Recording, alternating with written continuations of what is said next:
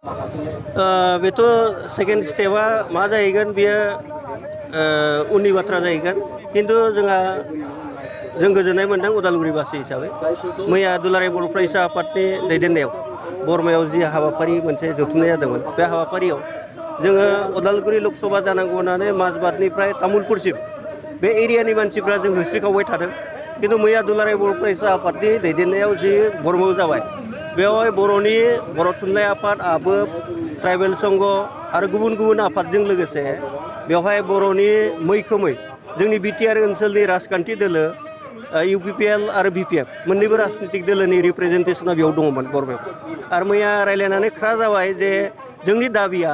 जोंनि बे तामुलपुरनिफ्राय माजबाटसिमल' नङा दुलाराय बर' फरायसा आफादा पिकआप खालामनानै मोनसे सेन्ट्रेल इस्यु खालामबाय बे जोंनि थाखाय उदालगुरि लकसभा दाबिग्राफोरनि थाखाय मोनसे मोजां खबर आरो रायजोफोरनि थाखाय खबर बेनिखायनो दुलाराय बर' फरायसा आफादनि दैदेननायाव दिनै जि हाबाफारि लादों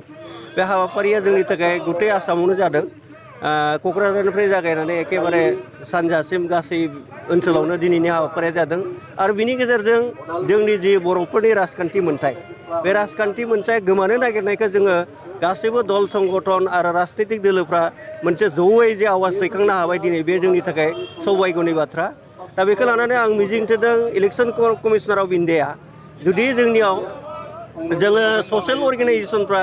बाथ्रा बुंदोंब्लाबो दिनै राजखान्थि दोलो मोन्नैबो जोंनाव बे आवाजखौ दैखांनो थाखाय खाजु जादों मानो होनना बुङोब्ला जों जेसेबांखिनि डेम'क्रेटिक मुभमेन्ट खालामा मानो डेम'क्रेटिक मुभमेन्ट खालामोबा फाइनेल सलुसनखौ खालामो पलिटिकेल मेनफ्रा जुदिब्ला इलेक्सन कमिशनार अफ इन्डियाया मोनसे इन्डिपेन्डेन्ट अट'नमि बडिब्लाबो एखनबा माखासे इस्युफ्राव भारत सरकार आरो आसाम सरकारनि इन्टारभेन्ट थायो दा बेनिखायनो नैबे राजनितिकभावे जि इन्टारभेन्ट खालामनाय बा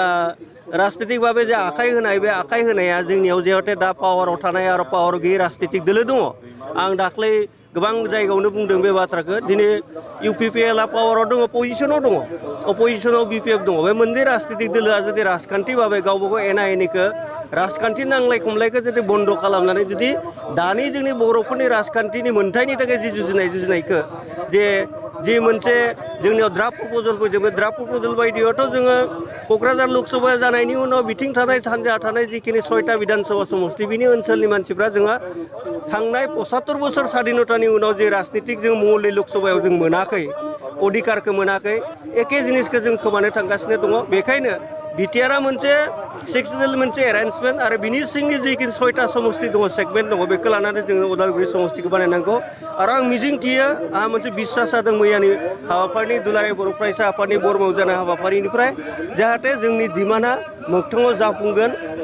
आरो बेखौ इलेक्सन कमिशनार अफ इन्डियाया खोनासंनो बाध्य जागोन गाबोनबो जिहेतु दुलाराय बर' फरायसा आफादनि नेतृत्वआव जों खोनानो मोन्दों गुवाहाटीयाव स्टेट इलेक्सन कमिशनारनो गाबोनबो मेम'रेन्डाम गथायगोन गासैबो दल संगठना गथायगोन ट्राइबेल संघआ गथायगोन बर' थुनलाइ आफादा गथायगोन आबोबा गथायगोन UPPL BPPF गासैबो गथायजोबगोन आरो जोंबो क'अर्डिनेसन हिसाबै गाबोन जिहेतु आसामनि इलेक्सन कमिशनारनो जोङो मेम'रेन्डाम गथायनानै जों हाबाफारि लादों थांखि लादों आरो बे मिजिंनि गेजेरजों जाहाथे आं मिजिंथिगोन फैबाय थानाय बोथोराव इलेक्सन कमिशनार अफ इन्डिया जोंनि प्रेसारखौ जोंनि डिमान्डखौ जोंनि दाबिखौ खोनासंनो बाध्य जाहैगोन जों मिजिंथियो जोङो सासे नागरिक हिसाबै आरो दुलाराय बर' फरायसा आफादनि बारग' बिबानगिरि हिसाबै जों मिजिंथियो मैयानि जिखिनि इउनिफिकेसन बा नैबे इस्युखौ लानानै राजनितिक अधिकारखौ लानानै जिखिनि जोंनि गेजेराव बर'नि राजनितिक दोलो आरो ससियेल अर्गेनाइजेसनफ्रा ज' जानो हाबाय आं मिजिंथियो बे फैबाय थानाय बोथोराव जाहाथे बियो गोलाव जाथों आरो जोंनि बर' माहारिनि जि थांखि जि डेस्टिनेसन मोनहैनायाव जाहाथे इउनाइटेडलि खामानि मावनो हायो बिनि थाखायनो आं बिथांमोनखौबो आपिल खालामहरनाय जाबाय गाबोन 2023 जुलाइ दाननि 11 खालार बेयावहाय दुलाराय बर' फरायसा आफादनि दैदेननायाव मैयानो दानाय मोनसे जि क'अर्डिनेसन कमिटि गासै माहारिनि आफादफोर आरो राजखान्थियारि आफादफोर बेखौ लानानै गाबोन रायजोनि जि बिसायख'थि आयग बिनि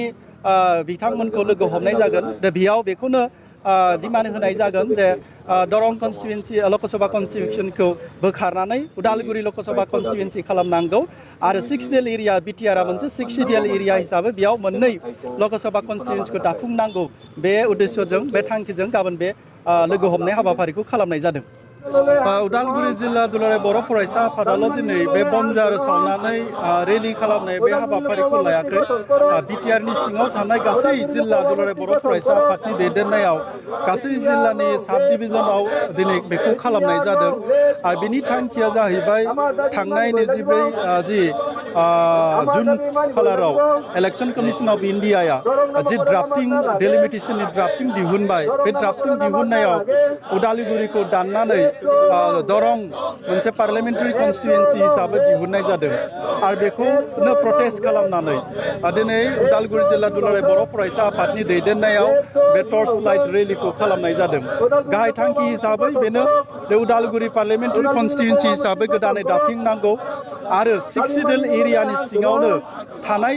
एसेम्बलि सेगमेन्टखौ लानानै खालामनाय जाथों, बेखौ डिमान्ड खालामनानै दिनै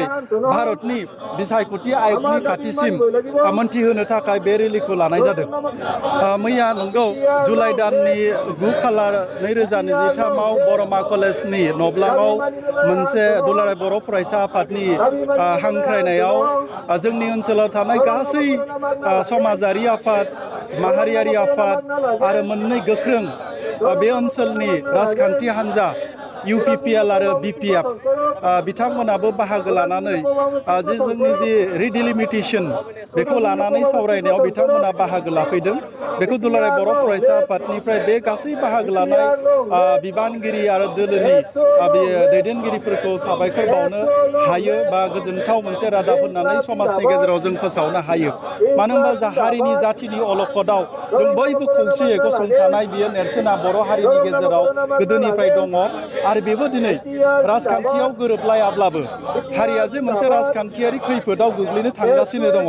बेखौ नोजोर बोनानै गुबुन गुबुन आइडिय'लजि प्रिन्सिपल थालायलायदोंब्लाबो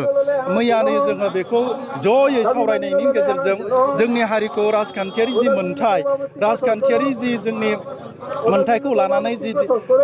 रिडिलिमिटेशननि मोनसे ड्राफ्टिंखौ नुजानाय बेखौ प्रटेस्ट खालामनाय मोनसे आफाद हिसाबै मैया दुलाराय बर' फरायसा आफादा लिंदोंमोन। दा बेयाव गोजोनथाव मोनसे बाथ्रा, मानो होनब्ला गासै दोलोनि गासै राजखान्थियारि हान्जानि बिबानगिरिफ्राव नुजाफैनानै बाहागो लाफैदों आरो मोनसे कमेन्टखौनो होदों, जोंनो दरं बे लकसभा कन्स्टिटुएन्सिखौ नाङा आरो बेखौ सोलायनानै जोंनो उदालगुरि कन्स्टिटुएन्सिखौ दाफिननांगौ। बेखौ जोङो मैया सावरायलायनायनि गेजेराव गासैनिबो दोलोनि बिबानगिरिफ्रा, आफादनि दैदेनगिरिफ्रा कमेन्टफोरखौ होलायदों, बियो बाख्नायथाव जादों। आरो लोगोसेनो फैबाय थानाय समावबो जोंनि जे राजखान्थियारि मोन्थाय बेखौ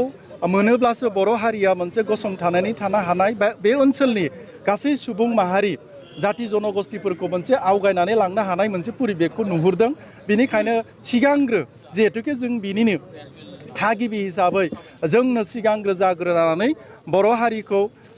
दैदेननायनि गेजेरजों बेयाव थानाय गासै जनगोष्ठीफ्राबो जिहेतु जोंजों फैफागोन, बेखौ नुहुरनानै जों बुङोब्लासो बिथांमोनाबो फैगोन। दा बेखौ लानानै मैया मोजां सावरायनाय मोनसे हाबाफारिया जादों आरो फिथाइ गोनां मोनसे बियो